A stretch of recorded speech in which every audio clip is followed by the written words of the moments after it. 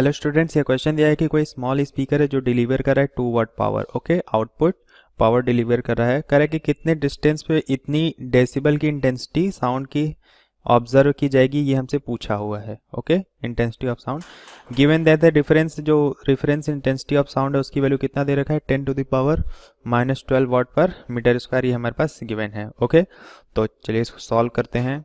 तो हमारे पास loudness major करने के लिए फॉर्मूला क्या होता है, लाउडनेस ऑफ साउंड। ओके, ये क्या होता है, इज गिवन बाई, इसकी जो वैल्यू होती है dB is equals to 10 log I upon I naught होता है। और क्वेश्चन में उसने आई नॉट मैंशन कर दिया है, कितना है, 10⁻⁻12 वाट पर मीटर स्क्वायर, ये हमारे पास वैल्यू गिवन है।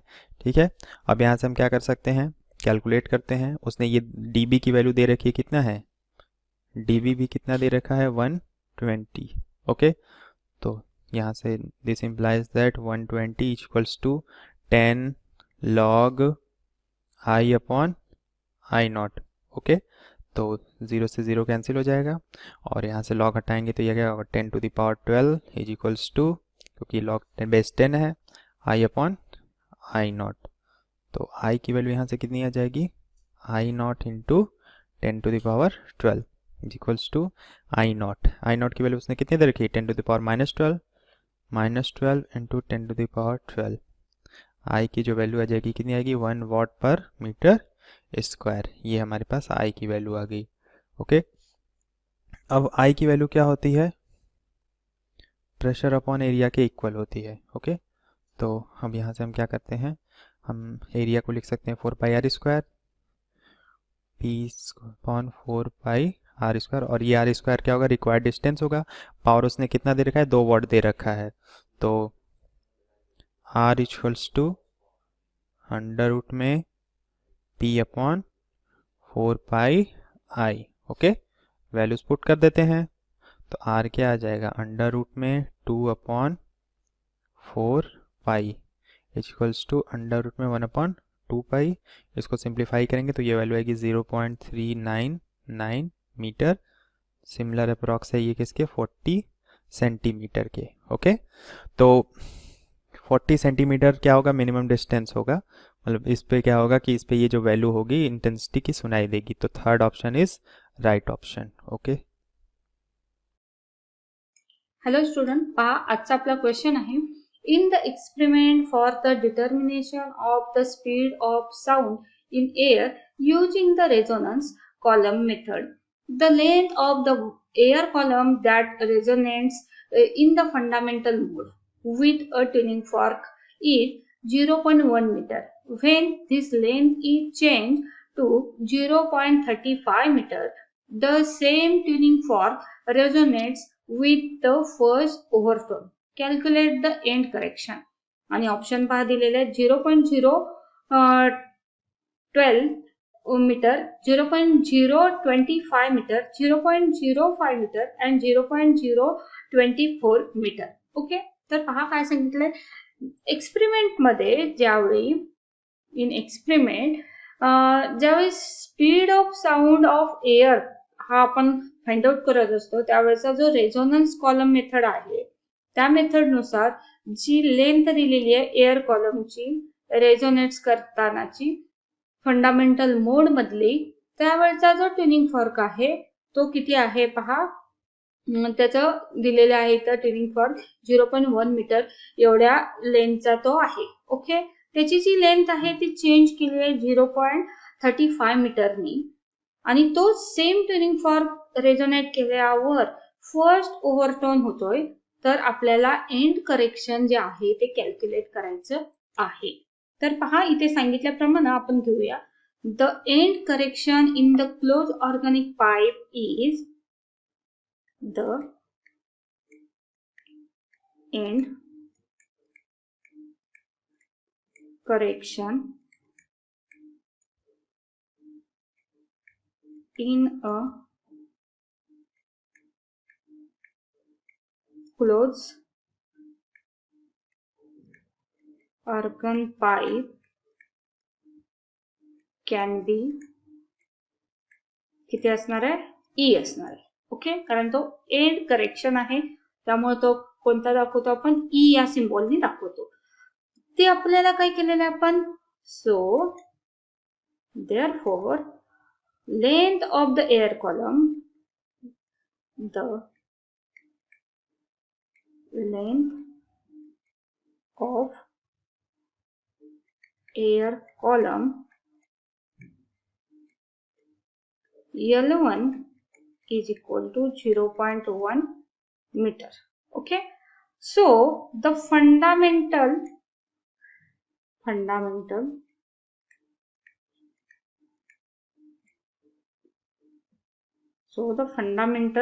mode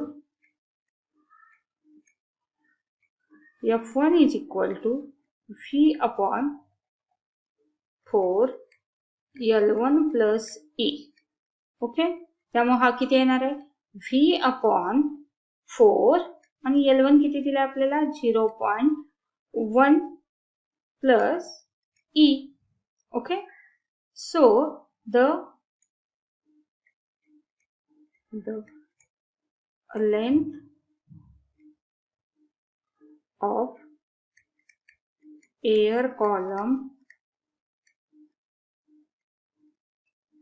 for first overtone, सो त्यावेळची जी लेंथ आहे ती किती आहे, L2 इज इक्वल टू, इथे दिली आपल्याला, कितीना चेंज झाली, 0.32 मीटरने चेंज झाली. त्यामुळे इथला जो F1 आपण काढायचा आहे तो कसा असणार आहे, F1 is equal to V upon 4, हा होता L1 च्या प्लेसवर L2 ची व्हॅल्यू घ्यायची, किती आहे 0.35 प्लस E. ओके, सो पहा आता इक्वेशन, याला आपण 1 म्हणूया आणि याला 2 म्हणूया. तर अकॉर्डिंग टू इक्वेशन 1 and 2 आपल्याला E ची व्हॅल्यू फाइंड आउट करता येते. पहा, सो फ्रॉम इक्वेशन 1 and 2 आपण म्हणू शकतोय, जो V आहे पहा, V अपॉन 4 ब्रॅकेट मध्ये 0.1 plus E is equal to, आता हे दाखवायचं, V अपॉन 4 ब्रॅकेट मध्ये 0.35 प्लस E. ओके, सो हे ज्यावेळी आपण सॉल्व करू त्यावेळी आपल्याला मिळणार आहे 0.35 plus E is equal to 0.3 plus 3E. Okay, त्यामुळे पहा काय होईल, तर इथे येईल 0.35 minus 0.3 is equal to 3E minus E. इथे येणार आहे E. सो इथे आपण E घेऊया, E. तर पहा काय होईल, यातून गेले त्यामुळे किती राहणार आहे, इथे राहतील पहा 0.35 minus 0.3 means 0.05. Okay, is equal to, इथे येणार आहे 3 minus 1 2E. So 0.05 by 2 is equal to E आणि ते येणार आहे पहा 0.025 मीटर. ओके, एवढा एंड करेक्शन जो आहे तो आपल्याला इथे मिळणार आहे. So E is equal to आपल्याला मिळाला आहे 0.025 मीटर. ओके, अशी आपण रिक्वायर्ड आपली व्हॅल्यू आलेली आहे. सो इथं पहा दिलेले जे ऑप्शन आहेत त्यामध्ये जो आपला सेकंड ऑप्शन दिसतोय पहा, हा जो आहे त्यामध्ये हे आपला आन्सर करेक्ट आहे. Thank you. Hello friends, here the question is, the extension in a string obeying Hooke's law is x. The speed of transverse wave in the stretched string is v. If the extension in the string is increased to 1.5x, the speed of transverse wave will be. So we have given that we have a string and that string is obeying Hooke's law. So this string is obeying Hooke's law. and the extension for that string means change in length or extension, we can say delta x for the first case is x, and the speed of the transverse wave corresponding to this extension in the string is v. So for the second case, the extension is changed to 1.5x now. So we have to determine the speed of the wave, transverse wave in this string for the second case. So this string is obeying Hooke's law, and we have a relation between velocity and tension as velocity is equal to square root of T by mu. Here T is the tension in the string and mu is the mass per unit length. For the string, the mass per unit length value mu is constant. So we can write here like V is directly proportional to the square root of tension. But the Hooke's law says that the force applied to the string is directly proportional to the extension in the string. That's why here the force is tension force. So we can say that tension force is directly proportional to this extension delta x. So the relation will be like velocity is directly proportional to square root of the extension in the string. So now we can write this equation as V2 by V1 is equal to square root of delta x2 divided by delta x1. So we have to determine the value of V2. V1 is V. It is equal to square root of value of delta x2 is 1.5x and value of delta x1 is x. So this x will get cancelled and V2 will be equal to square root of 1.5 into V. The square root of 1.5 will be equal to 1.22 into V. So this is the new velocity of the transverse wave for the extension 1.5x. We can see here that options B, C and D are incorrect. The correct option is option A. Thank you. Hello guys, इस video में question देखेंगे जो कि based है equation of simple harmonic motion. Question में क्या बोला है, the displacement of particle executing periodic motion is given by this equation y is equal to 4 cos square t by 2 whole multiply by sine 1000 t। Find the independent constituent of SHM। ठीक है, मतलब हमें independent, ये देखो क्या है, ये cos square SHM की इक्वेशन में नहीं आता है ना, मतलब इसकी पावर 1 होनी चाहिए। हमें ऐसा कुछ कन्वर्ट करना है कि सबकी पावर 1 हो जाए और फिर जितनी इक्वेशन बनेंगी वो इंडिपेंडेंट कंस्टिट्यूएंट होंगी SHM की। ठीक है, तो हमें क्या करना है, इसको कन्वर्ट करना है। समझ गए? तो देखो ये क्या है, मतलब इस इक्वेशन को अगर हम यहाँ लिखें तो ये हो जाएगा y 4 cos square t by 2, ठीक है, इंटू साइन 1000 t। समझ गए? अब क्या है, ये हमें cos स्क्वायर हटाना है, मतलब लीनियर पावर लानी है, सिंगल 1 पावर लानी है, ठीक है, किसी तरह। और फिर हमें जो इक्वेशन मिलेगी वो बताएगी कि कितने इंडिपेंडेंट SHM से ये इक्वेशन मिलके बनी है। ठीक है, तो यहाँ थोड़ी सी मैथ आनी चाहिए। ठीक है, तो हमारे पास फॉर्मूला क्या होता है, देखो 1 प्लस कॉस ऑफ 2 थीटा किसके इक्वल होता है, 2 कॉस स्क्वायर थीटा। समझ गए? यहाँ से हम कॉस स्क्वायर थीटा अगर निकाले, कॉस स्क्वायर थीटा, तो ये क्या आ जाएगा 1 plus cos of 2 theta divided by 2। समझ गए? मतलब देखो कहने का ये है कि अगर हाफ एंगल इसका करना है, इसका अगर हम डबल कर दे, इस एंगल का थीटा का डबल कर दे, तो इसे हमें कुछ इस तरह से लिखना होगा। अब ये हाफ एंगल है, इसका हमें डबल करना है, तो कुछ है, इसे भी कुछ इस तरह से लिखना होगा। तो ये क्या हो जाएगा, सपोज 2 बाहर ले लेते हैं, इसको 2 इंटू 2 लिख देते हैं। ठीक है, समझ गए? 4 को क्या किया हमने, 2 इंटू 2 लिख दिया, और इस कॉस स्क्वायर को ये लिख देंगे 1 प्लस, देखो ये एंगल हाफ है तो कितना हो जाएगा, डबल हो जाएगा, डबल हो जाता है एंगल, तो ये क्या हो जाएगा cos इंटू टी। यहाँ 2 थीटा है क्योंकि यहाँ थीटा था, लेकिन यहाँ t बाई 2 है तो ये सिर्फ t हो जाएगा। ठीक है, और होल डिवाइडेड बाई 2, और यहाँ क्या आ जाएगा साइन ऑफ 1000 t। ये हमारा क्या हो गया y। अब 2 से 2 चला जाएगा, कट जाएगा, कैंसिल हो जाएगा, तो ये क्या हो जाएगा 2 into 1 plus cos of t into sin of 1000t। ठीक है, अब आगे क्या करेंगे, दोनों को मल्टीप्लाई कर लेते हैं। तो ये हमारा क्या बन जाएगा, 2, ये तो simply 2 plus 2 cos of t is into sine of 1000t। ठीक है, अब फिर से मल्टीप्लाई कर लेंगे, ब्रैकेट ये थोड़ा ध्यान रखना। अब फिर से इन दोनों को मल्टीप्लाई कर लेंगे तो ये हमारे पास क्या आ जाएगा, 2 साइन 1000t, इसको 2 से मल्टीप्लाई किया, ठीक है, plus 2 cos t into sine 1000t। ठीक है, ये हमारे पास इक्वेशन बन गई। अब क्या है, इंडिपेंडेंट, हमसे इंडिपेंडेंट कंस्टिट्यूएंट पूछे, तो ये मल्टीप्लिकेशन में मतलब हमें इसे मतलब इसे ब्रेक करना होगा साइन प्लस या माइनस की फॉर्म में, समझ गए। तो पहले इसे रीअरेंज करके लिख लेते हैं।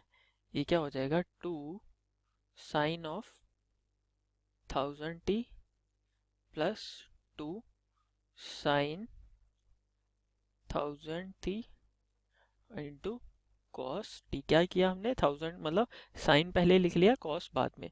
अब होता क्या है, इसका फॉर्मूला क्या होता है, देखो 2 साइन ए कॉस बी, इसका फॉर्मूला जो होता है वो होता है sine A minus B plus, sorry यहाँ प्लस आएगा, sine A plus B plus sine A minus of B. ठीक है, तो इस इक्वेशन को ऐसे में ब्रेक कर देंगे। ये क्या है, 2 साइन ए यहाँ क्या रिप्रेजेंट कर रहा है 1000t और b क्या रिप्रेजेंट कर रहा है सिर्फ t। ठीक है, तो ये हमारी इक्वेशन कुछ ऐसी हो जाएगी, 2 साइन 1000t, ये y इक्वल में चल रहा है, ठीक है, प्लस अब इसको 2 साइन a cos b को क्या लिख सकते हैं, sign of 1000t plus t, है ना, a प्लस b, और यहाँ प्लस आ जाएगा साइन a माइनस b, यानी 1000 minus 1000t minus of t। ठीक है, तो इसे फिर से सही से लिख देते हैं। ये क्या हो जाएगा, 2 sine 1000t plus sign of, ये कितना हो जाएगा 1000 प्लस 1, तो ये 1001t हो जाएगा, और ये कितना हो जाएगा 1000t माइनस t, यानी साइन ऑफ 999t। ठीक है, मतलब हमसे इस क्वेश्चन में क्या पूछा था, find the independent constituent SHM। तो हमारी ये 3 इंडिपेंडेंट कॉन्स्टिट्यूएंट SHM है, जो कि ये सिंगल SHM इक्वेशन रिप्रेजेंट कर रही हैं, और वो क्या है, 2 साइन 1000t, फर्स्ट क्या है, फर्स्ट है ये सेकंड है, और ये थर्ड है। ठीक है, अगर पूछा होता कितनी रिप्रेजेंट कर रही होती तो 3, और अगर ये पूछा होता कि कौन कौन सी, तो ये क्या हो जाएगा 2 साइन 1000t, और दूसरी कौन सी है साइन 1001t, और थर्ड इक्वेशन कौन सी है साइन 999, सॉरी हाँ 999t। ठीक है, thank you guys for watching this video. Hello students, our question is two plane harmonic sound waves are expressed by the equations. We are given with two equations, this one and this one. All the parameters are in MKS. How many times does an observer hear minimum intensity or maximum intensity 1 second? So this is our question. So number of maximum or minimum intensity heard, it is nothing but number of beats, or we can write it by capital N, so it will be easy. So our N will be mod of F1 minus F2, because we don't know which one have a greater frequency. So we can find frequency by omega. So omega is this for the first wave and omega is this for the second wave, because omega is coefficient of time in the equation of wave. So for the first wave, our omega is omega 1 and it will be 100 pi. So it will be 100 pi and it will be equal to 2 pi f1 equal to 100 pi. So our f1 will be, pi will get cancelled out, so it will be 50 hertz. And similarly omega 2, it is how much? I think it is 92. Okay, so 92 pi and 2 pi f2 will be equal to 92 pi. So our f2 will be, it will be simply how much? It will be 4 and 6, 46 hertz. So if we find f1 minus f2, so our number of beats will be how much? f1 minus f2, which is 50 minus 46, so it will be 4 and it is our answer. Okay, so our correct option will be A. And this question is completed here. Thank you. ये question क्या बोल रहे हैं कि हम लोग को two plane harmonic sound waves का इक्वेशन दिया है y1 of xt is equal to a cos of 0.5 pi x minus 100 pi t. Okay, and y2 of xt is equal to a cos of 0.46 pi x minus 92 pi t.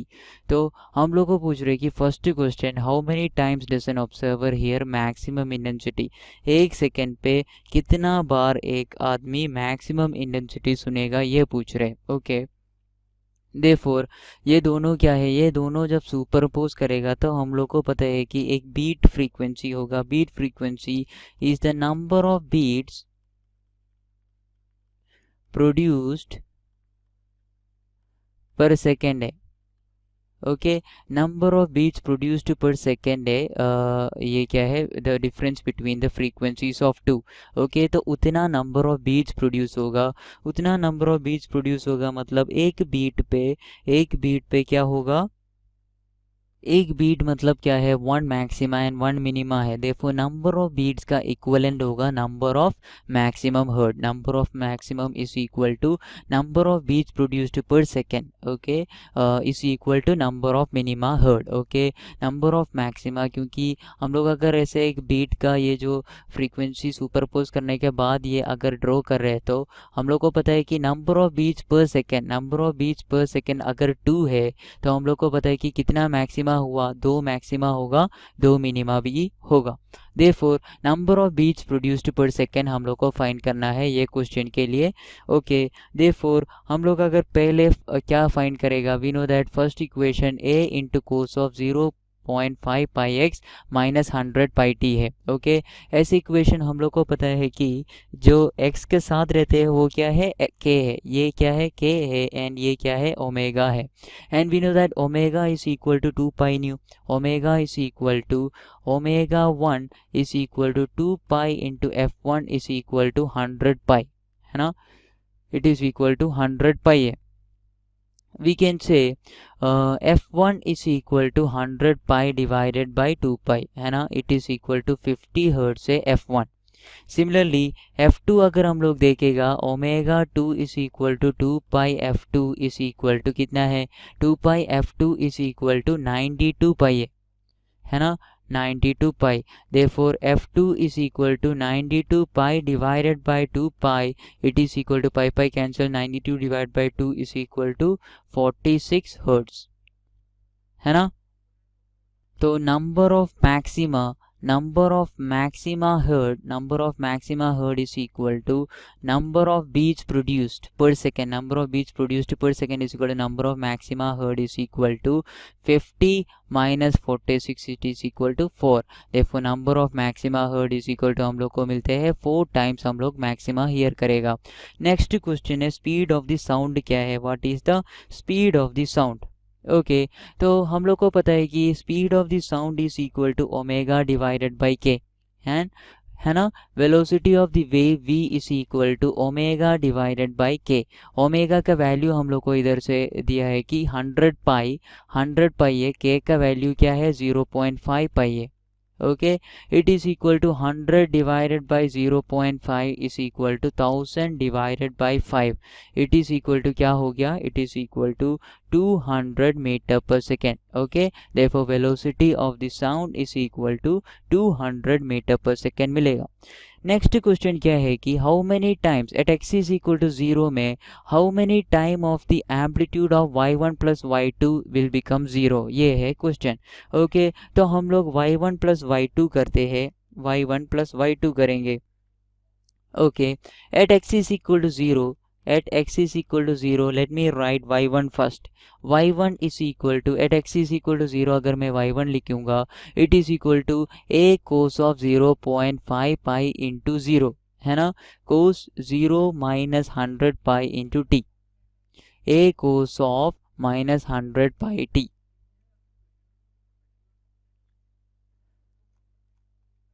Let me check again, ये क्या है, a cos of 0.5 into pi into 0 हो गया, है ना, तो ये total 0 minus 100 pi t, therefore I can write y1 is equal to a cos of minus 100 pi t, है ना, and y2 is equal to क्या हो जाएगा, x is equal to 0 में a cos of minus 92 pi t, है ना, a cos of minus 92 pi t, all right, y is equal to y resultant is equal to y1 plus y2, it is equal to a cos of minus 100 pi t plus a cos of minus 92 pi t, okay तो मैं ये क्या करता हूँ, a को बाहर निकाल देता हूँ, simply a into cos of minus 100 pi t plus cos of minus 92 pi t, ये क्या है, cos x plus cos y form में हो गया,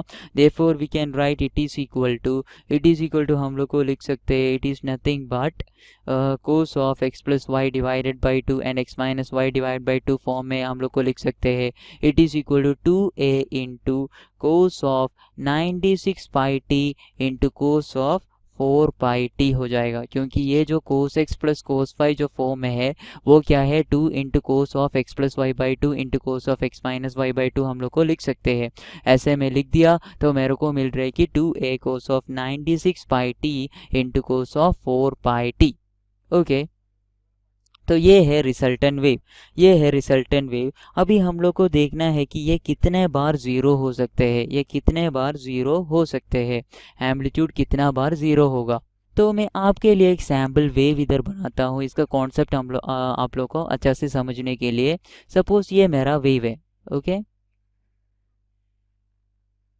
एक 1 सेकेंड में ये इतना वेव प्रोड्यूस हुआ, 1 सेकेंड में इतना वेव प्रोड्यूस हुआ, ओके।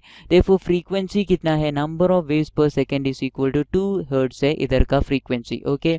नंबर ऑफ मैक्सिमा आप लोग देख लीजिए कितना हुआ, number of minima that is इधर क्या है, इधर हम लोग अगर देखेंगे तो नंबर ऑफ मिनिमा व्हेन क्या है, डिस्प्लेसमेंट इज इक्वल टू 0, ऐसे कितना पॉइंट्स है इसमें,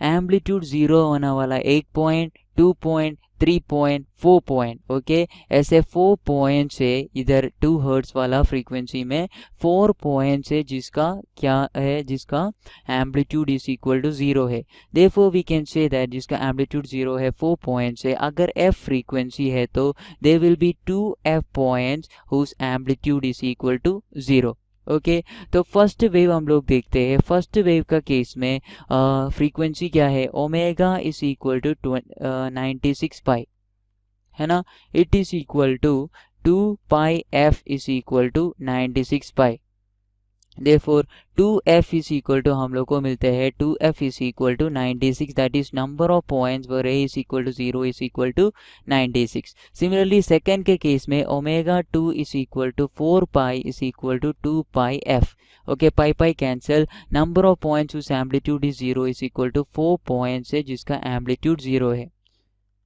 ओके। इधर क्या है, 96 पॉइंट्स है जिसका एम्पलीट्यूड क्या है, 0 है, okay. Therefore we can write total कितना पॉइंट्स है एक सेकेंड पे टोटल कितना पॉइंट्स होगा, 96 plus 4, total points is equal to और एम्पलीट्यूड इज इक्वल टू 0, ये फंक्शन के लिए 96 और ये फंक्शन के लिए 4, therefore 96 plus 4 is equal to 100 points होगा जिसका एम्पलीट्यूड इज इक्वल टू 0 है, जिसका एम्पलीट्यूड इज इक्वल टू 0 है ना। देयरफॉर ये 100 है और स्पीड ऑफ द साउंड हम लोग कैलकुलेट किया, it is equal to 200 metre per second. Okay, 200 metre per second. Hello. Question is, two planes harmonic sound waves are expressed by the equation this and this. All parameters are in MKS. MKS means meter, kilogram, second. At x equals to 0, how many times the amplitude of y1 plus y2 is 0 in 1 second? એટલે એક જ સેકન્ડમાં x equals to 0 પર y1 plus y2 0 કેટલી time થાય છે, right, એનો amplitude. તો સૌથી પહેલા તો એટ x equals to 0 આપણે લોકો લખી શકીએ કે y1 શું થશે, y1 ની વેલ્યુ આવશે a cos minus 100 pi t અને જે y2 આવશે એ શું આવશે, y2 આવશે a cos minus 92 pi t. આ જ વેલ્યુ આવશે, રાઈટ. આપણું જે વેલ્યુ છે આપણું રિઝલ્ટન્ટ શું થશે, આપણે રિઝલ્ટન્ટ ને y લખી શકીએ તો એ આવશે y1 plus y2 સિમ્પલી. તો એ શું થશે, a cos minus 100 pi t plus a cos minus 92 pi t. એટલે બંનેનો એડિશન.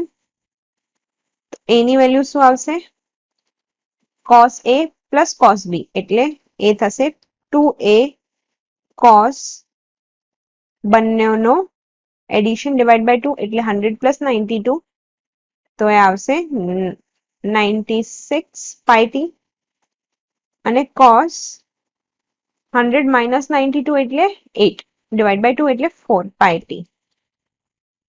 આ વેલ્યુ આવશે, રાઈટ. હવે કેમ કે જે વેવ છે આપણું, કેમ કે અહીંયાથી આપણી જે બે ફ્રીક્વન્સી આવશે એટલે 2 f1 એ છે 96 પાઈ, તો અહીંયાથી 2f1 ની વેલ્યુ શું આવશે 96 અને 2 f2 સિમિલરલી આવશે 4 પાઈ, ત્યાંથી 2f2 શું આવશે 4, રાઈટ. તો જે આપણું નંબર ઓફ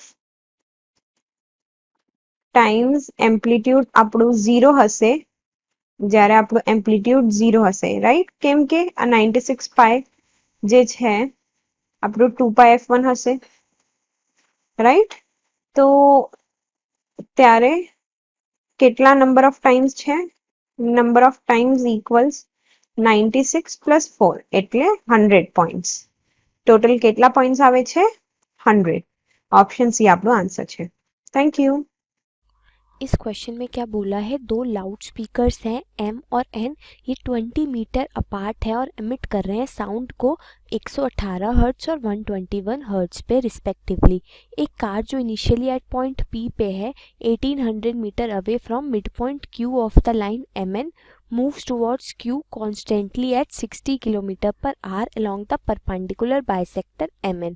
ये Q को क्रॉस कर रही है इवेंचुअली और रीच कर रही है R पॉइंट पे जो कि है 1800 मीटर अवे फ्रॉम Q. अगर हम सपोज करें Vt जो है वो बीट फ्रीक्वेंसी रिप्रेजेंट कर रहा है, ठीक है. Let Vp, Vq and Vr be the beat frequencies measured at P, Q and R respectively. Speed of sound in air है 330 मीटर पर सेकेंड. तो which of the following statement is or are true regarding the sound heard by the person. ठीक है कि Vp plus Vr 2Vq होगा. Rate of change in beat frequency maximum होगा जब car Q point को पास करेगी. Plot जो है ये वाला ये रिप्रेजेंट कर रहा है schematically the variation of beat frequency with time, या ये वाला plot schematic variation of beat frequency with time को रिप्रेजेंट कर रहा है. तो इसे देखते हैं हम. तो इस क्वेश्चन के अकॉर्डिंग अगर हम फिगर ड्रॉ करें तो कैसी फिगर बनेगी, देखिए यहाँ पे एक सपोज M पॉइंट है, हाँ, और यहाँ है एक N पॉइंट, ये है हमारा क्या P पॉइंट, और ये इसका मिड पॉइंट है यहाँ Q पॉइंट, और ये नीचे को कहीं है R पॉइंट. ठीक है, ये कैसे जॉइंट है, ऐसा कुछ जॉइंट है. ठीक है, M से 118 हर्ट्ज की फ्रीक्वेंसी होती है और n पे 121 हर्ट्ज की, ठीक है। और क्या बोला है, P से Q की तरफ हमारा व्हीकल चलता है, यही बोला है ना, कार जो है P से Q की तरफ चलती है, ठीक है। और Q कहाँ है, Q मूव कर रहा है P से Q की तरफ 60 किलोमीटर पर आवर से चलती है, ठीक है। ये गिवन है हमारे को। तो इस फिगर से मैं अगर एंगल्स बना लूँ, ड्रॉ कर लूँ, तो कैसे दिखेंगे, ऐसे दिखेंगे, ठीक है।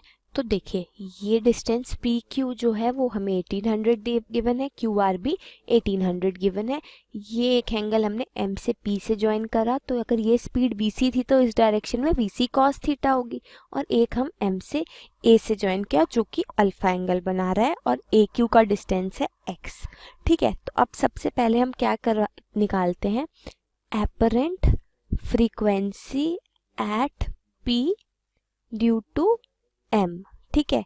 m की वजह से क्या एपरेंट फ्रीक्वेंसी है हमारी पॉइंट p पे, तो उसके लिए क्या फॉर्मूला यूज करेंगे, देखिए हमारा एपरेंट फ्रीक्वेंसी क्या होता है, ये होती है न्यू एट p 1 देती हूँ मैं इसे, न्यू p 1, ठीक है। ये हमारी क्या होगी, इनिशियल फ्रीक्वेंसी न्यू नॉट है जो यहाँ पे m पे, न्यू नॉट एट m पे, यहाँ पे भी न्यू पी एम बोलती हूँ, ठीक है। न्यू नॉट एट एम पे इनटू वेलोसिटी ऑफ साउंड, वो कितनी है, वो है यहाँ पे कितना, v है। अब देखिए इस केस में हमारा क्या कर रहा है, सोर्स ये होगा और ऑब्जर्वर ये होगा, ठीक है। अब सोर्स और ऑब्जर्वर एक दूसरे को अप्रोच कर रहे हैं, जब सोर्स और ऑब्जर्वर एक दूसरे को अप्रोच करते हैं तो वेलोसिटी ऑफ ऑब्जर्वर क्या होती है, नेगेटिव होती है। तो v minus V of observer formula होता है, तो ये कितना हो जाएगा, v माइनस ऑफ माइनस यानी v plus V C cos theta, ठीक है। ये आ जाएगा अपॉन, यहाँ पे क्या आएगा, v minus V of source, source यहाँ स्टेशनरी है तो अपॉन v, तो ये हो जाएगी velocity due to at m due to p। तो यहाँ पे वैल्यूज अगर मैं रख दूँ तो v nu of O M क्या है, 121 है, यानी 121 times v plus V C cos theta upon v, ये आ गया हमारा।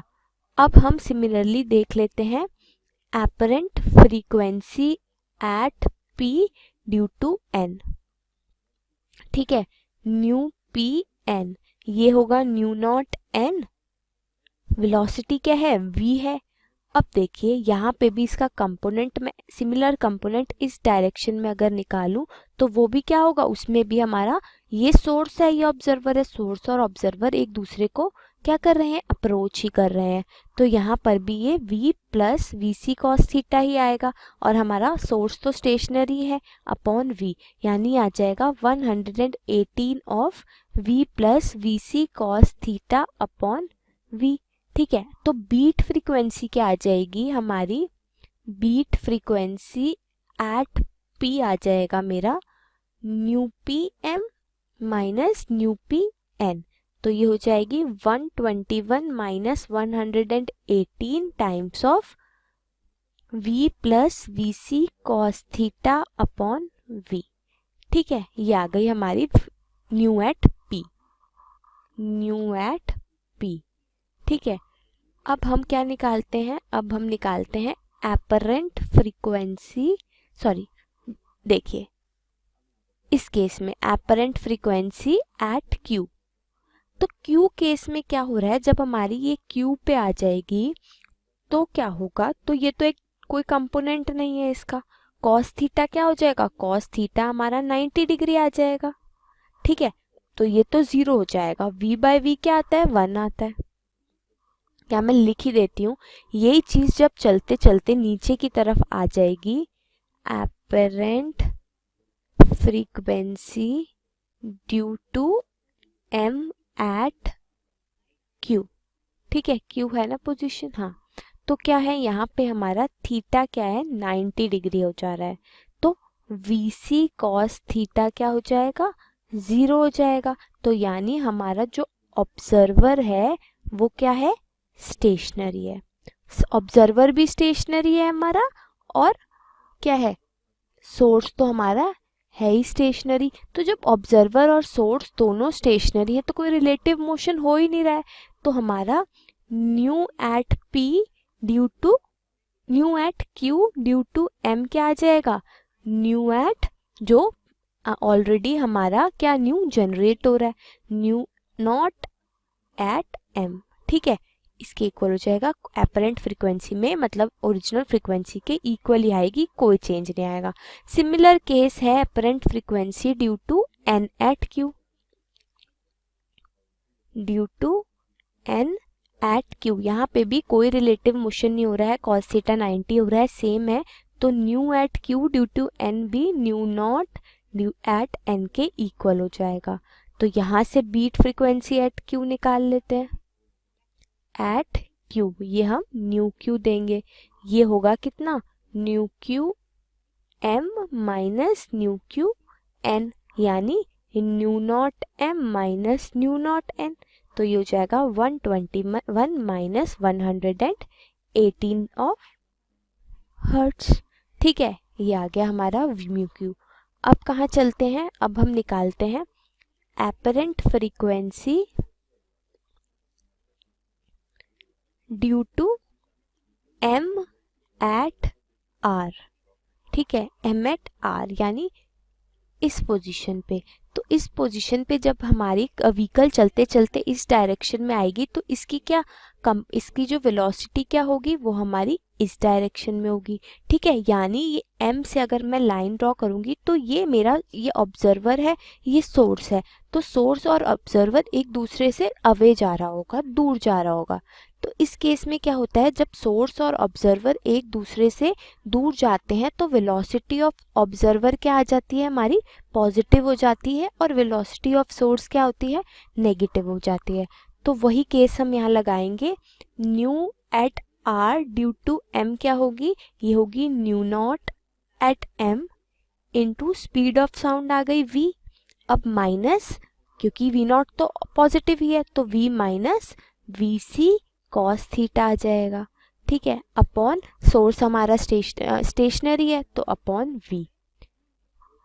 सिमिलरली यहाँ पे मैं वैल्यू पुट कर देती हूँ, न्यू नॉट एम क्या है 121 into v minus V C cos theta upon v।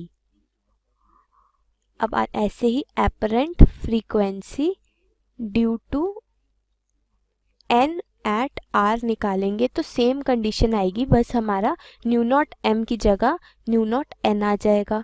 New at R due to N हो जाएगा न्यू नॉट एन। इसमें भी एक दूसरे सोर्स और ऑब्जर्वर एक दूसरे से दूर जा रहा है तो सेम कंडीशन आ जाएगी, ये आ जाएगा। तो यहाँ हम लिख देते हैं 118 v minus V C cos theta upon v। तो बीट फ्रीक्वेंसी एट आर क्या हो जाएगी, बीट फ्रीक्वेंसी एट आर होगी हमारी nu R M minus nu R N. तो ये हो जाएगी कितनी, 121 minus 118 times of v minus V C cos theta upon v।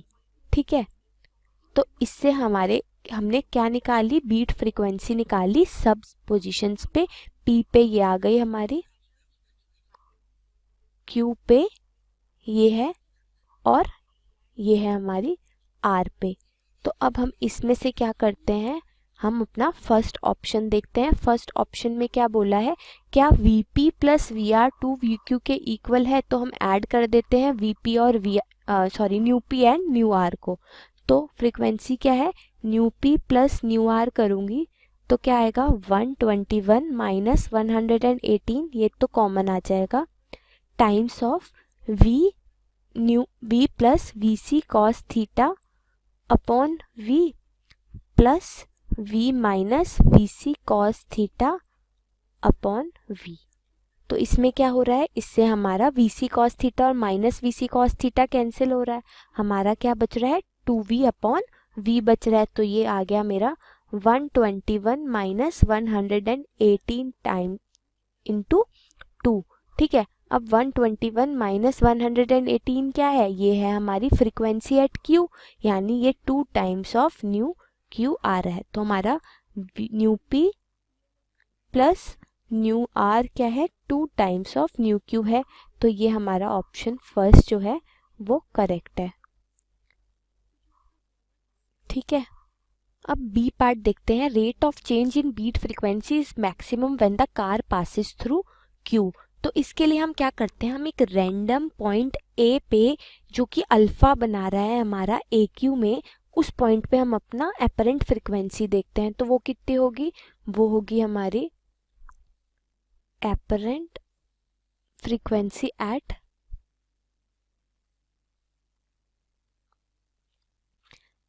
A point. तो ए पॉइंट में भी हमने देखा कि सोर्स और ऑब्जर्वर क्या है, एक दूसरे को अप्रोच कर रहा है। तो न्यू एट ए क्या होगा, ड्यू टू एम की वजह से निकालते हैं पहले हम, ये होगा nu naught at M, nu at A due to M, nu naught at M upon into यहाँ पे आ जाएगा क्या, velocity of sound v upon plus v cos alpha. ठीक है, vc cos alpha upon v, क्योंकि हमारा सोर्स स्टेशनरी है इसलिए इसमें हमने कोई टर्म ऐड नहीं किया।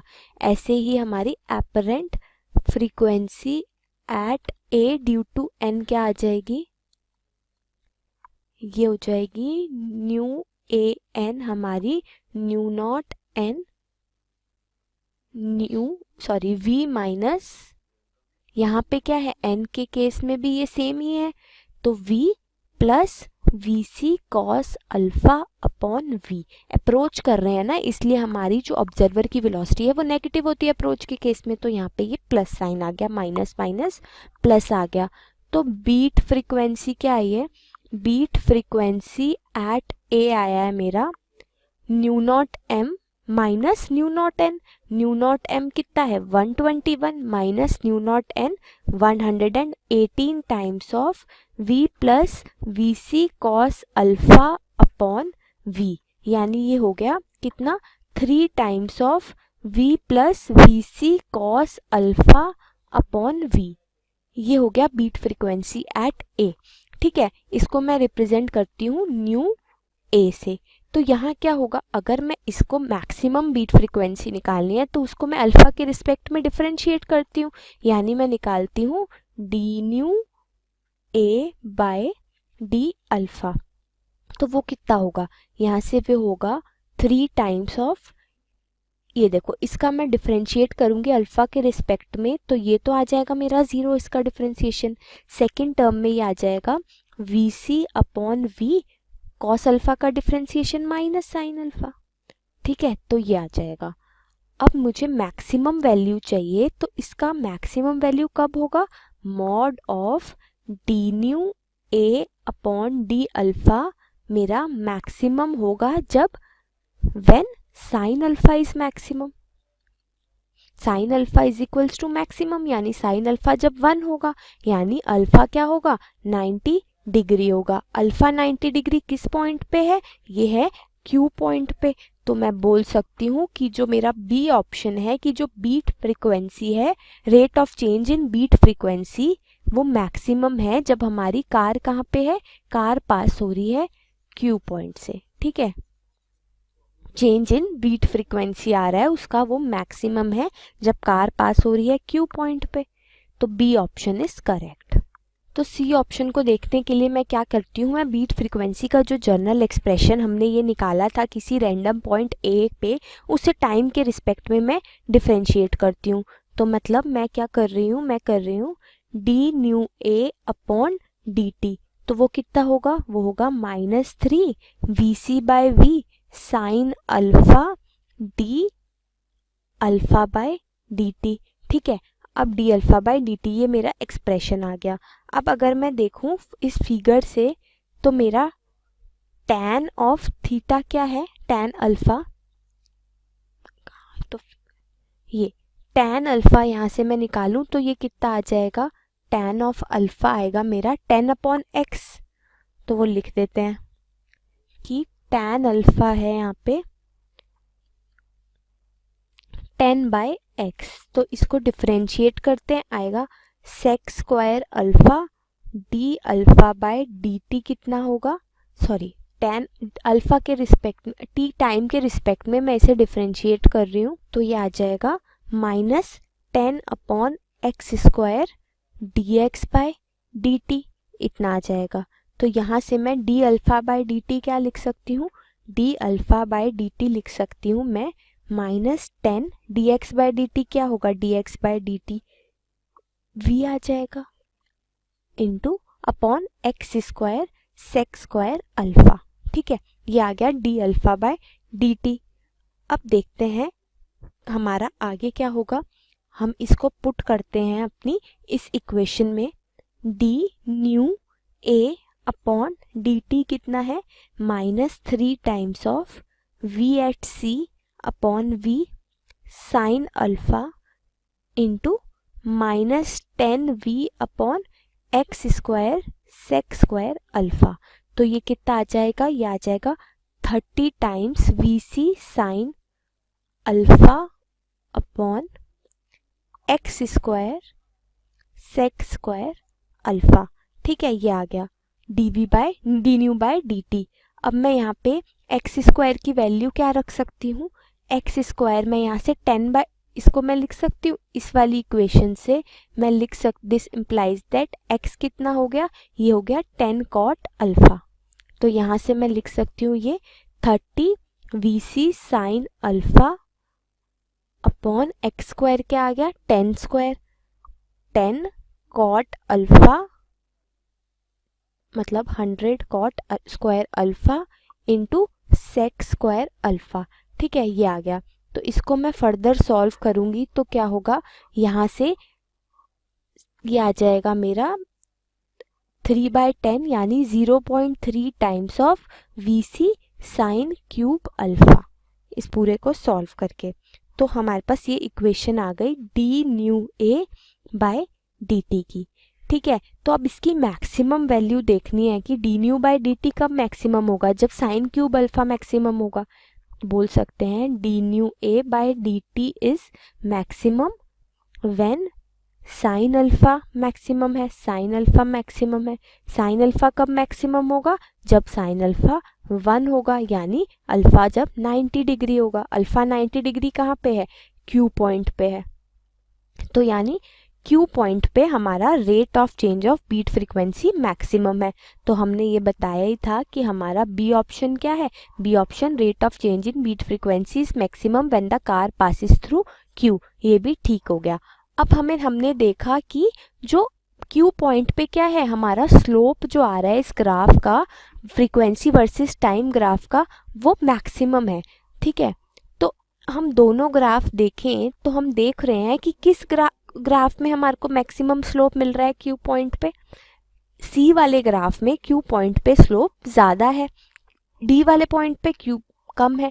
अगर पूरा सी ग्राफ एसेस करें तो क्यू पॉइंट पे हमारा स्लोप मैक्सिमम आ रहा है। तो ये सी ऑप्शन भी हमारा करेक्ट आ गया। क्या कि जो प्लॉट है ये हमारा सी वाला वो रिप्रेजेंट कर रहा है बीट फ्रीक्वेंसी का टाइम के साथ वेरिएशन, जो बता रहा है कि क्यू पॉइंट पे हमारा rate of change in beat frequency क्या होगा, मैक्सिमम होगा। तो इस केस में ऑल 3 ऑप्शंस ए, बी और सी हमारे करेक्ट हो गए। Hello everyone, let us try to solve the given problem. So the given problem is said a student is performing an experiment using resonance column and a tuning fork of frequency 244 Hz. He is told that the air in the tube has been replaced by another gas. Now he was performing a resonance column experiment with a tuning fork and air was filled in it, and now he has been told that the air in the tube has been replaced by any other gas. Assuming that the air column remains filled with the gas, if the minimum height at which the resonance occur is 0.350 plus minus 0.005. So if the minimum height of the gas column will be this much in between these values, only then the resonance will occur. Now we have to find the gas in the tube. So which gas is filled in the tube? So we have been given some useful information also we will use in the question. So this is under root 167 RT is 640 joule per mole. and under root 140 RT is 590 joule per mole, and the molar mass in grams are given in the option. Take the value of 10 upon m for each gas as given in the question. So this is 7 upon 10, right? Now let's try to find out, but before we need to know that the minimum length required for the resonance is L minimum required for the resonance is 0.350 plus minus 0.005 meters. What is the meaning of this? It simply means that if the length of the gas is simply 0.350 plus 0.005, which means 0.355 meters or 0.345 meter, right? If we take the minus sign, it will be 0.345 meter. So the gas which will give this length, right? So the gas which will give this length, right? That gas will be giving the resonance with the tuning fork of frequency 244 Hertz. So now we have to find the length of the air column for different gases. That is, up to what height these gases, up to what minimum height these gases can produce resonance. So how do we find that? We know that N is equals to V divided by 4L, right? So from here what we know V is equals to under root gamma RT divided by M. So if we put the value and we find for, so you can see that this is the formula for length of the gas column required for resonance with this tuning fork for different gases. Now we can substitute the value of different gases. So let's first try to find out for neon. Let's try to first find out for neon. So for neon, we can substitute all the values. So length, minimum length for the required for the neon will be simply equals to 1 upon 4 into this is 244. Now neon is simply a monoatomic gas since it is an inert gas. So the gamma for it will be 1.67. We will not put the value of RT divided by M. Now here molar mass is simply in gram. So we need to convert that into kilogram by dividing by 1000. So that will go upwards, right? So now let's see. We can write it like this: 1 upon 4 into 244 into 16. We can write it like this: 167 RT into 10 divided by M. Now you can see here we have been given the value of 167 RT is equals to 640, and 10 by M we have to take equals to 7 by M. So if we find the minimum length required by the neon for the resonance with this tuning fork, it will come out to be simply equals to 0.459 meters. Right? So if neon is filled up to this 0.459 meters of length in an air column, then only it can show the resonance. But you see that the minimum length required for the resonance with this tuning fork is 0.355 or 0.345, between these values. So neon will definitely not produce resonance with this tuning fork. Now let's try to find out for different gases similarly. Let's try to find out nitrogen. Now we will directly put the values for nitrogen. So if we put the values, this is 1 upon 4 into 244. Now nitrogen is a diatomic gas, so its gamma will be 1.4 RT into 1000. You can see, since molar mass is in gram. So now if we solve for this, again you can see that the value of 10 divided by molecular mass is 28. If we put the value, so what we are going to get, the minimum length for the nitrogen will be simply 0.363. Now you can see that this is also greater than the minimum length, right? 0.355 and 0.348, right, meters. So nitrogen will definitely not show resonance. Now let's try to find out for oxygen. So the minimum length for oxygen, with the same formula, we are going to use 4 into 244 into Now oxygen is also diatomic gas, so we will have 140 RT into 10 divided by the molecular mass of oxygen is 32. So if we RT, so if we solve for this, what we are going to get? We are going to get 0.340 meters. So you can see that the minimum length required for oxygen for resonance with the tuning fork of 244 Hz is 0.340, but we required the minimum length of 0.345 to 0.355. Now let's try to find out for the argon. So for argon, if we directly use the same formula, argon is again monoatomic gas. So if we find out the length for the argon, it will be 0.348 meters. So you can see that this is the length which is in between this length 0.345 and 0.355. So only argon is filled in the gas, then it can produce resonance. I hope you understood the explanation. Thank you. Hello students, today our question is a person blows into open end of a long pipe. As a result, high pressure pulse of air travel down the pipe when the pulse reaches the other end of the pipe. So ABCD statement is given to us. So we have to find which statement is correct here. So the solution of this question is, we have the at the open at the other end. So we can write here, at the open end, the phase of pressure wave changes by at the open end, the phase of pressure wave changes by pi radian due to reflection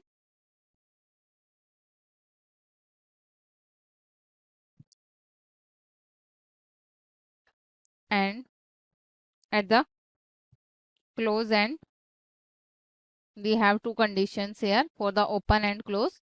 So this is at open and at closed end there is no change in the phase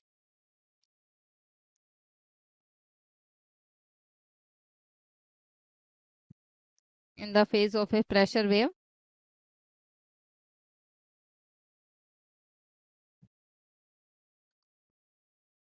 due to reflection. So from this we can say that a low pressure pulse start traveling up the pipe if the other end of the pipe is open. So from this we can say that option B is correct here. And a high pressure pulse start traveling up the pipe if the other end of the pipe is closed. So we have two statement is correct here for this question. Thank you. Hi guys, तो हमें एक wave की question दी हुई है इस question में y बराबर a sin kx minus omega T. ठीक है, तो पूछा यहाँ पे y किसे रिप्रेजेंट करता है. तो अगर ये वेव क्वेश्चन किसी इलेक्ट्रोमैग्नेटिक वेव की है तो y रिप्रेजेंट करेगा इलेक्ट्रिक फील्ड और मैग्नेटिक फील्ड. अगर ये वेव क्वेश्चन किसी साउंड वेव की है तो y विल रिप्रेजेंट प्रेशर और डिस्प्लेसमेंट. तो मतलब ये वेव क्वेश्चन तो किसी की भी हो सकती है, इलेक्ट्रिक फील्ड, इलेक्ट्रोमैग्नेटिक वेव की भी या फिर साउंड वेव की भी. तो फाइनल आंसर हो जाएगा हमारा ऑल ऑफ दीज. तो ये वेव y यहाँ पे इस वेव इक्वेशन में y किसी भी रिप्रेजेंट कर सकता है. Either it can represent electric field, magnetic field, displacement और प्रेशर. That's all.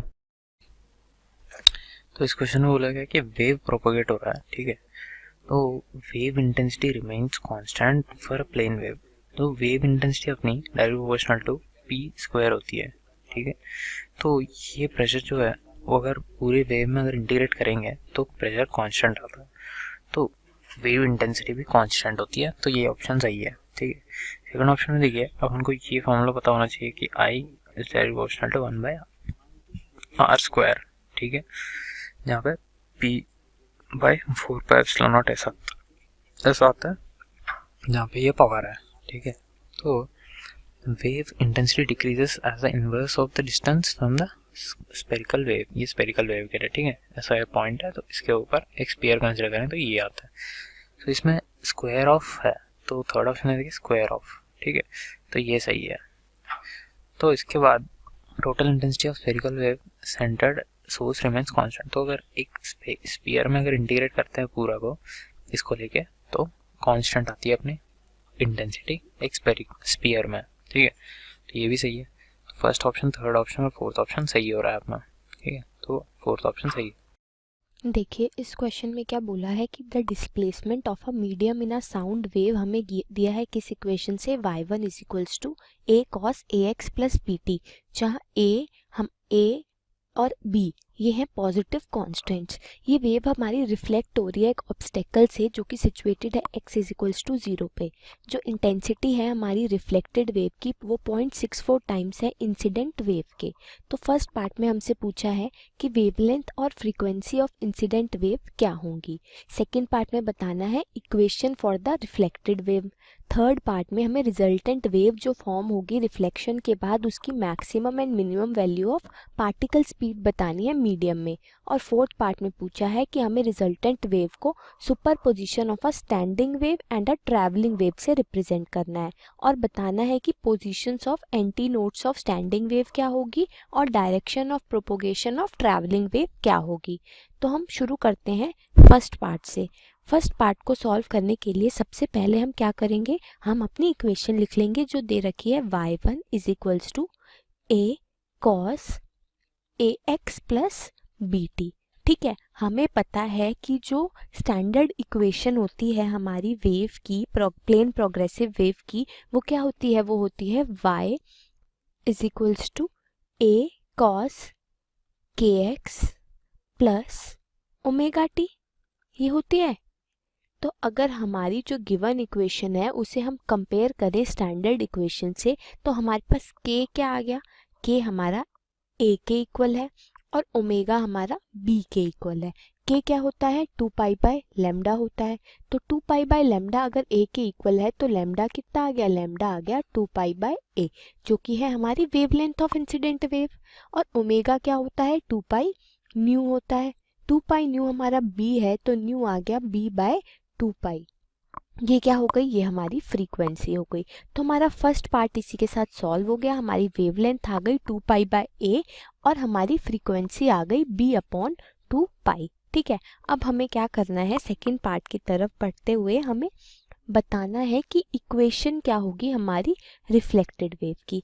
तो उसको देख लेते हैं। देखो हमें बोला है कि वेव जो है वो रिफ्लेक्ट हो रही है कहाँ पे, wave is reflected at x is equals to 0 by an obstacle। ठीक है, तो x is equals to 0 पे अगर हमारी वेव कोई रिफ्लेक्ट होगी तो इसका मतलब रिफ्लेक्ट होने की वजह से उसमें क्या आएगा, फेज डिफरेंस आएगा पाई का, phase difference of pi. Wave हमारी सफ़र करेगी फेज डिफरेंस ऑफ पाई। ठीक है, और क्या गिवन है, हमें गिवन है कि जो इंटेंसिटी ऑफ रिफ्लेक्टेड वेव है, मैं बोल देती हूँ let intensity of reflected wave be I dash. ठीक है, of reflected wave be I dash. और हमें क्या गिवन है कि जो ये रिफ्लेक्टेड वेव की इंटेंसिटी है आई डैश, वो क्या है, वो 0.64 टाइम्स ऑफ इंसिडेंट वेव की इंटेंसिटी है, यानी 0.64 टाइम्स ऑफ आई है। तो मैं क्या कह सकती हूँ, यहाँ से ये इक्वेशन आ गई मेरी। अब देखो हमें पता है कि जो इंटेंसिटी होती है वो क्या होती है, वो डायरेक्टली प्रोपोर्शनल होती है एम्पलीट्यूड के स्क्वायर से। ठीक है, तो इंसिडेंट जो हमारी आई है वो डायरेक्टली प्रोपोर्शनल होगी ए स्क्वायर के, और हमारा जो आई डैश है वो डायरेक्टली प्रोपोर्शनल होगा ए डैश स्क्वायर के। आई डैश कितना है, आई डैश है हमारे पास 0.64 आई, ये डायरेक्टली प्रोपोर्शनल होगा ए डैश स्क्वायर के। आई की जगह मैं क्या लिख सकती हूँ, 0.64 ए स्क्वायर, ये लिख सकती हूँ। ये मेरा क्या होगा, ये डायरेक्टली प्रोपोर्शनल होगा ए डैश स्क्वायर के। तो यहाँ से मेरी ए डैश की क्या वैल्यू आ गई, ए डैश आ जाएगा मेरा 0.64 ए स्क्वायर का अंडर रूट, यानी ये आ गया 0.8 ऑफ ए। ये मेरा एम्पलीट्यूड आ गया रिफ्लेक्टेड वेव का।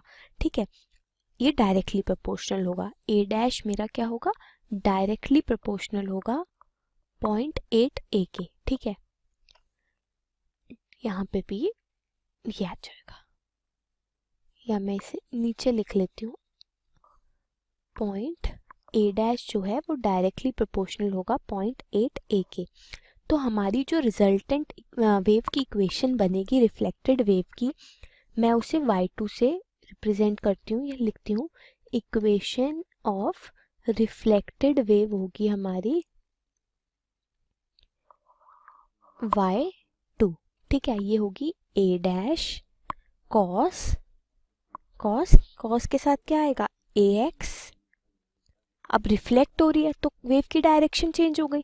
पहले वेव हमारी किस डायरेक्शन में ट्रेवल कर रही थी, पहले देखो वेव हमारी ax plus B T form में है, तो ये हमारी ट्रेवल कर रही थी नेगेटिव x डायरेक्शन में। अब हमारी वेव कहाँ ट्रेवल करेगी, रिफ्लेक्ट होने के बाद ये पॉजिटिव x डायरेक्शन की तरफ ट्रेवल करेगी, इसलिए हम यहाँ पे ax माइनस बी टी करेंगे, प्लस पाई जो कि हमारा क्या है, फेज डिफरेंस आया रिफ्लेक्शन की वजह से बताया था। तो मेरी इक्वेशन आ गई y2 is equals to 0.8 a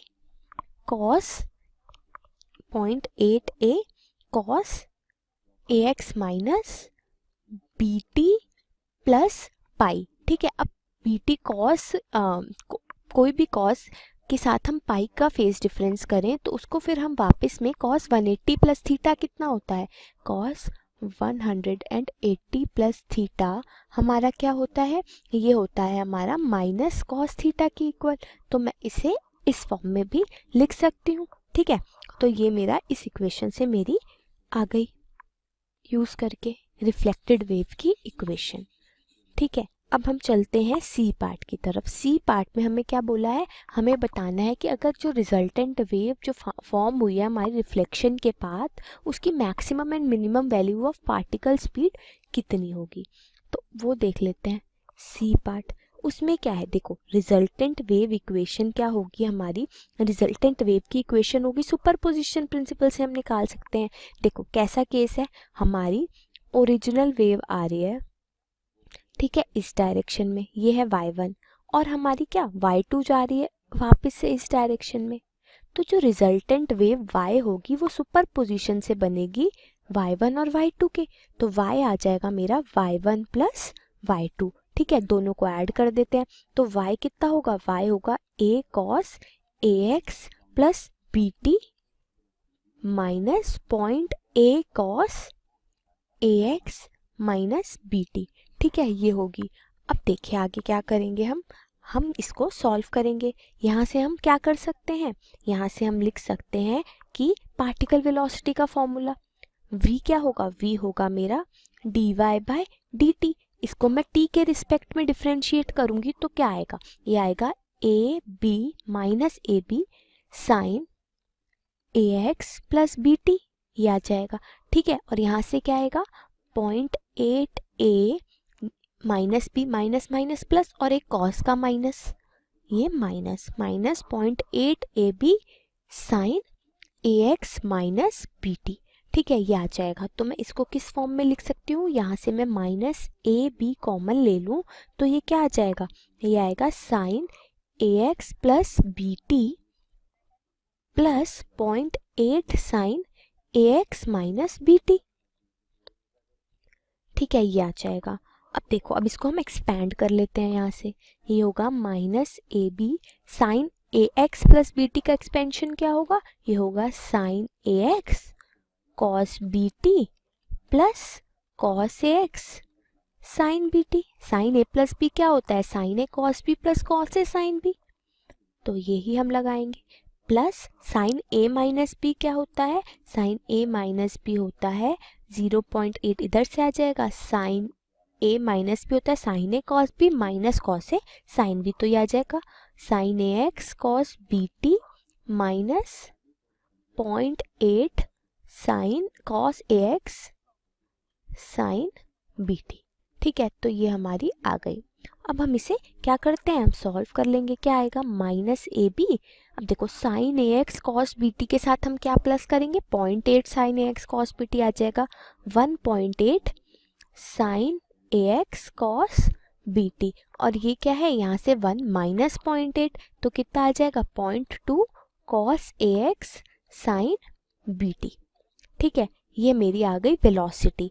अब मैक्सिमम वैल्यू इस वेलोसिटी की कब होगी, इसकी मैक्सिमम वैल्यू होगी जब मेरा sin AX भी 1 हो और cos BT भी 1 हो। ठीक है, ये मैक्सिमम वैल्यू की कंडीशन तो तभी होगी ना जब मैं sin AX और cos BT क्या हो 1 हो, जिसकी वजह से क्या हो, ये मैक्सिमाइज हो जाए। देखिए, हम अगर cos AX और sin BT को मैक्सिमाइज करेंगे, को 1 रखेंगे, तो मेरा sin AX cos BT 0 हो जाएगा। ठीक है, sin AX cos BT के साथ बड़ा फैक्टर है 1.8 का, और इसके cos AX sin BT के साथ छोटा फैक्टर है, तो मेरी वेलोसिटी मैक्सिमम नहीं आएगी। लेकिन अगर मैं बोलूं कि sin AX 1 कर दूं, cos BT को 1 कर दूं, तो मेरा क्या होगा, cos AX 0 हो जाएगा, sin BT 0 हो जाएगा। अब अगर ये 0 हो जाएगा तो मेरे में कोई छोटा फैक्टर 0 हो रहा है, बड़ा अभी भी रिटेन हो रहा है।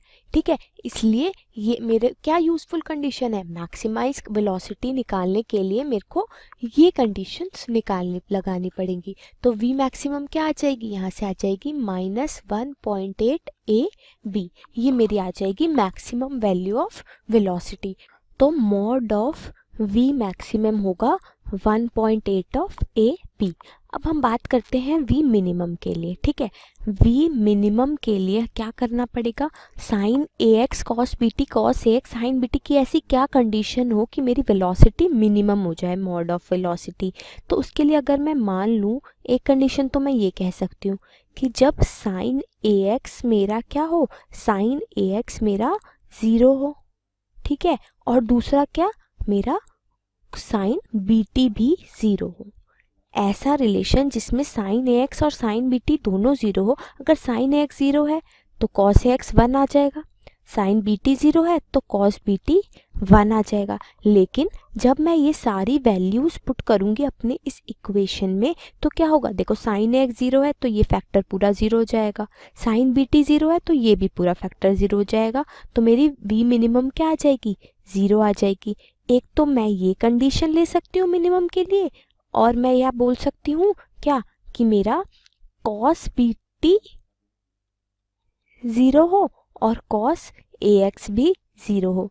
तो इससे क्या होगा, sin BT 1 आ जाएगा और sin AX भी 1 आ जाएगा। इस कंडीशन में भी मेरी मिनिमम वेलोसिटी क्या आएगी, 0। ठीक है, अब हमारा मॉड 0 से छोटा तो कोई ऐसी, इसके अलावा तो कोई कंडीशन नहीं हो सकती। तो मेरी V मिनिमम क्या होगी, V मिनिमम होगी 0। ठीक है, तो ये मेरा क्वेश्चन कंप्लीट हो गया इस पार्ट से भी। तो ये हो गया V मैक्सिमम 1.8 AB और V मिनिमम आ गई मेरे पास 0। अब हम चलते हैं लास्ट पार्ट की तरफ। इसमें बोला है कि हमें रिजल्टेंट वेव को super position of a standing wave and a travelling wave बताना है। ठीक है, तो देखो मेरी रिजल्टेंट वेव क्या बनी थी, D पार्ट हम कर रहे हैं। Y मेरा आ रहा था y1 प्लस y2, यानी ये कितना था, y1 और y2 की वैल्यूज हमने निकाली थी, ये y2 आ गया था और y1 हमें क्वेश्चन में गिवन है, ये देखिए। ठीक है, तो मैं लिख सकती हूँ ये हो गया a cos AX plus BT minus 0.8a cos AX minus BT, ये था। ठीक है, इसको मैं किस फॉर्म में लिख सकती हूँ, इसको मैं तोड़ सकती हूँ 0.8a cos AX plus BT plus 0.2a cos AX plus BT minus 0.8a cos AX minus BT।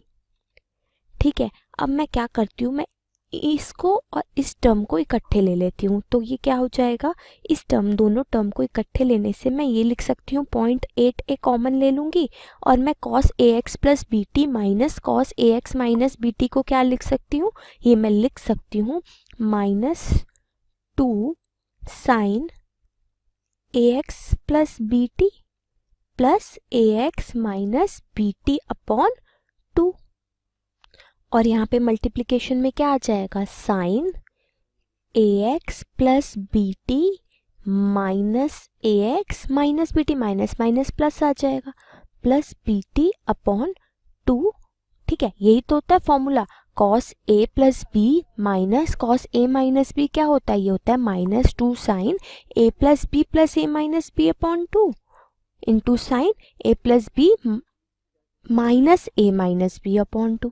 ठीक है, तो यही हमने लगा दिया और हमारा क्या आ गया साइड में आ गया 0.2a cos A X plus B T. ठीक है, अब इसको हम करें आगे सॉल्व, तो ये क्या आएगा माइनस 1.6a साइन, देखो बी टी कैंसिल हो गया, 2ax अपॉन 2 क्या आ गया ax, यहाँ पे ax कैंसिल हो गया, 2bt अपॉन 2 क्या आ गया bt साइन bt। ठीक है, और यहाँ से आ गया plus 0.2a cos ax plus bt। ठीक है, ये आ गया। तो देखें अगर मेरी ये रिजल्टेंट जो इक्वेशन है तो इसमें से क्या है, ये वाला जो पार्ट है ये क्या है, ये है स्टैंडिंग वेव का स्टैंडर्ड इक्वेशन से कंपेयर कर सकते हैं। ये हो गई मेरी इक्वेशन ऑफ स्टैंडिंग वेव। ठीक है, और जो ये वाला पार्ट है वो क्या आ गई, ये हमारी ट्रैवलिंग वेव की इक्वेशन की स्टैंडर्ड फॉर्म है, इक्वेशन ऑफ ट्रैवलिंग वेव। ठीक है, तो हमने ये क्या निकाल लिया, यहाँ से हमने अपनी रिजल्टेड इक्वेशन को स्टैंडिंग वेव और ट्रैवलिंग वेव में ब्रेक कर लिया।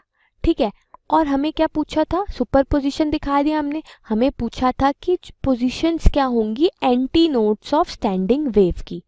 ठीक है, तो उसके लिए हम क्या करेंगे, पोजीशन स्टैंडिंग वेव ये है, ये तो हमने निकाल दिया। अब हम स्टैंडिंग वेव की इक्वेशन ले लेते हैं। स्टैंडिंग वेव की इक्वेशन क्या है हमारी, y is equals to minus 1.6a sine A X sine B T. ठीक है, हमें क्या बताना है, हमें पूछा है क्वेश्चन में position of anti nodes. Anti nodes पे क्या होता है, एंटी नोड्स पे एम्पलीट्यूड हमारा मैक्सिमम होता है, एम्पलीट्यूड इज मैक्सिमम। अब मैक्सिमम एम्पलीट्यूड कब होगा, जब मेरा साइन, ये पूरा ही तो एम्पलीट्यूड वाला पार्ट है, मतलब मेरा 1 minus 1.86a sign A x. ठीक है, ये मेरा एम्पलीट्यूड है, ये मैक्सिमम होना चाहिए। तो मैक्सिमम कब होगा, मतलब मॉड ऑफ एम्पलीट्यूड हमारा मैक्सिमम होना चाहिए। ठीक है, तो ये मैक्सिमम कब होगा, ये मैक्सिमम तब होगा जब मेरा साइन ए एक्स क्या होगा, साइन ए एक्स 1 होगा, तभी मैक्सिमम होगा। साइन ए एक्स 1 कब होगा, जब मेरा ए एक्स किसके इक्वल होगा, ए एक्स इक्वल होगा n pi plus minus 1 to the power n pi by 2, इसके इक्वल होगा। तो यहाँ से x क्या आ गया, x आ जाएगा मेरा n plus minus 1 to the power n by 2 of pi by a। तो x की इन पोजीशंस पे मेरा क्या आएगा, एम्पलीट्यूड मैक्सिमम आएगा और एंटी नोड मिल जाएगा हमारे को। ठीक है, ये एंटी नोड की पोजीशंस आ गई हमारे पास, तो हम क्या लिख सकते हैं, ये पोजीशन ऑफ एंटी नोड आ गई। अब क्या बोला है, अब हमें बोला है लास्ट में हमें डायरेक्शन ऑफ प्रोपोगेशन निकालनी है ट्रैवलिंग वेव की, direction of propagation of travelling wave. तो ट्रैवलिंग वेव की इक्वेशन ये आई थी। इस इक्वेशन को देख के क्या फॉर्म, ये हमारी किससे कंपेयर कर सकते हैं, ये के x plus omega T form की है। तो जब हमारे पास के x plus omega T form में इक्वेशन होती है तो हमारी कौन सी डायरेक्शन में मूव करती है, नेगेटिव एक्स डायरेक्शन में मूव करती है। तो direction of propagation of travelling wave is negative of x direction. ठीक है, एक्स डायरेक्शन। तो ये मेरा ये पार्ट भी पूरा कंप्लीटली सॉल्व हो गया और इसी के साथ ये क्वेश्चन फुल कंप्लीट हो गया। ठीक है, Hello students, today our question is a train approaching a hill at a speed of 40 km per hour sounds a whistle of frequency 580 Hz when it is at a distance of 1 km from the hill and a wind with a speed of 40 km per hour is blowing in the direction of motion of the train and find the frequency of the whistle as heard by the observer on the hill. So this is first part here, that is we have to solve. And the second part is the distance from the hill at which the echo from the hill is heard by the driver, and its frequency, velocity of sound in air is 1200 km per hour. So we have to solve two parts here. So the solution of this question is, so let us start with solving first part here. So we have to find the frequency of whistle heard by the observer. So for this we have to calculate apparent frequency here.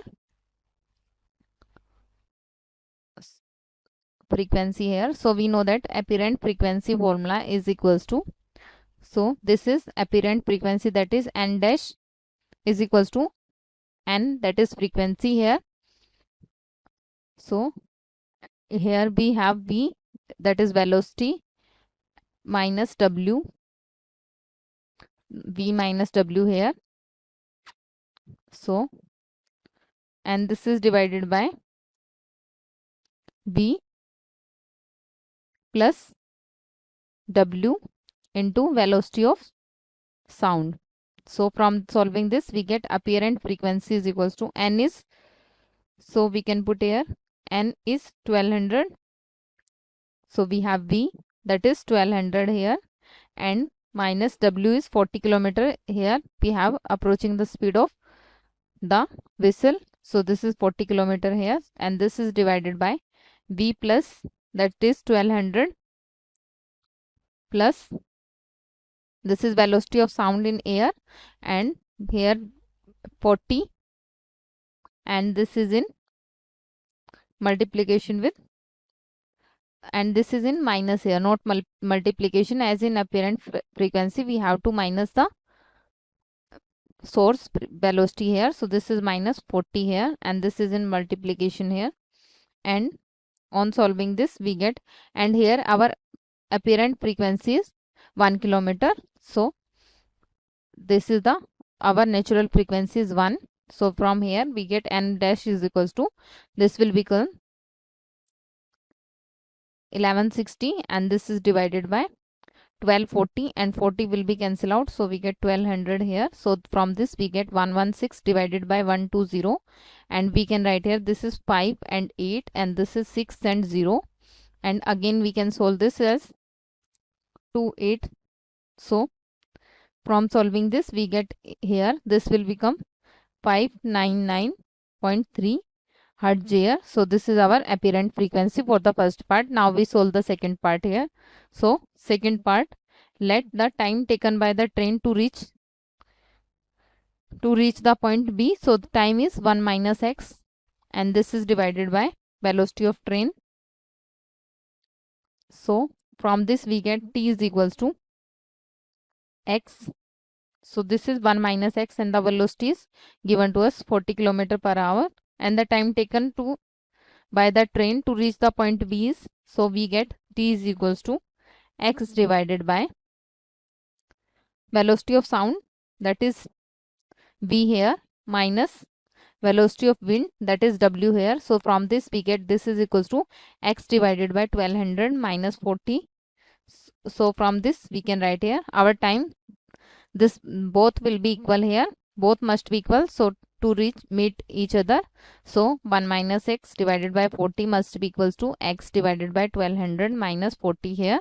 So on solving this we get 1 divided by, and this is 1160 here, and on solving this we get our frequency heard by the, so from here we get frequency heard by the driver is equals to, so firstly we have to calculate x here. So our x will become, on solving this we get 0.966 km here. So our apparent frequency will become here, so this will equals to 580 into, this is 1200 minus 40 and plus 40 here, and this is divided by 1200 divided by 40. So this is equals to 16 hertz here. So this is the required answer here, 16. So this is the frequency heard by the driver, and this is the apparent frequency here. So this is our answer here for the both part. Thank you. Hello everyone, so we are given with a question which says the following equation represent transverse waves z1 as a cos kx minus omega t, z2 as a cos kx plus omega t, and z3 as a cos ky minus omega t. We need to identify the combinations of this wave that it will produce standing wave, and second a wave traveling in the direction making an angle of 45 degree with positive x and positive y axis. And in both the cases we need to calculate at which point the resultant intensity will be 0. So let's first try to analyze what exactly is the condition for a standing wave. So if suppose that wave is traveling, we will try to analyze it. Let's suppose that wave is traveling in the positive x-axis, and let's suppose that from a rigid support it means it bounced back from the rigid support, and we can say and it returns. So its crest become trough. So the direction of the wave will be reversed when it reflect back from the rigid support. All right. So when these two waves, that is one is traveling in the positive x-axis and other is traveling in a negative x-axis, meets, so pattern formed is a standing wave, or we can say a stationary wave. So the equation which is been going this way, for this particular case it is given as y equals to a sine omega t. Let's write it over here. Y equals to a sine omega t minus of kx. All right, or we can say kx minus omega t. And here the wave after reflection, it is moving the negative x-axis, so its equation is a sine omega t plus of kx. So we have to keep this in mind when the wave is traveling in the positive x-axis. So its equation is y equals to a sine omega t minus kx, and if it is traveling in the negative x-axis, so its equation, only the difference is that we will put a plus sign over here. All right. So similar way, these two waves superimpose, so the pattern formed is stationary pattern. Alright, so from the three equation that has been given, that is z1 as a cos kx minus omega t. Both the natures are sinusoidal, whether it is of cos, whether it is of sine. So no need to confuse over here. And here it is a cos kx minus of omega t, and z3 has been given as a cos ky minus omega t. All right. So here if we have a careful look, so these two equation, that is z2, here it is plus. So if we have a careful look, so 1 and 2, that is this was our first, this is second, and if we name it as 1 2 3, so we can say 1 and 2 will form a standing, we can say standing wave or the stationary wave. All right, so the combination of 1 and 2 will lead to the formation of standing wave. Now we have to calculate its resultant intensity. Now let's proceed. So let's take z1 as equals to a cos of, or we have to do when they superimpose by superposition principle, we can say z will be equals to z1 plus z2.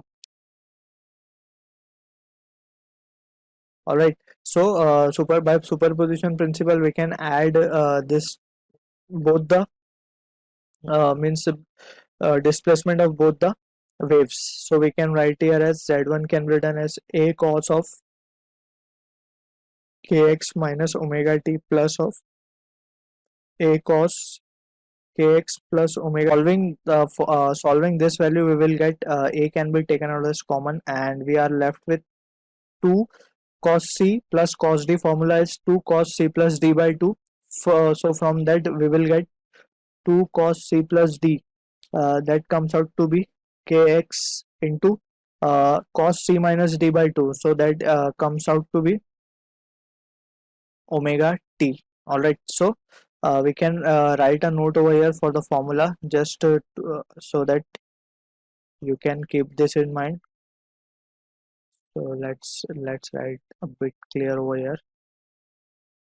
Cos c plus cos t, and the formula is 2 cos c plus d by 2 into cos c minus d by 2. All right, so this formula we have applied over here and we got this result. So we can write uh, r cos omega t, that is z, the value of z we have got r cos omega t. Here r is nothing but 2a cos kx. All right, so this is the resultant amplitude we have substituted it as r.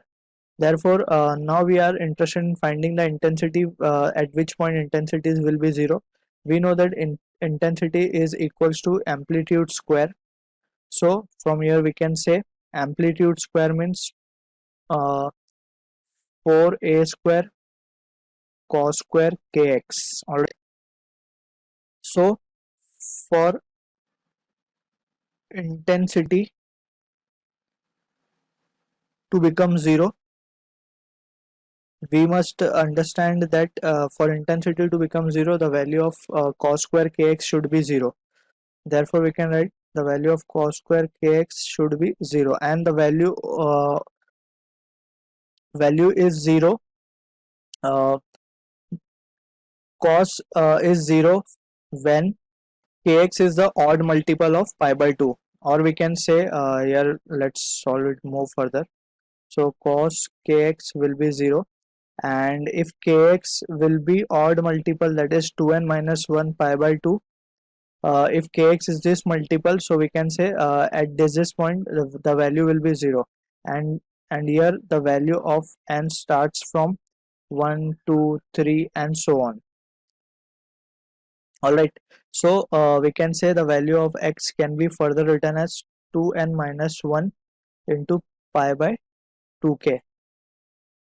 All right, again the value of n starts from 1 to 3 and so on. So at this point the value of intensity becomes 0.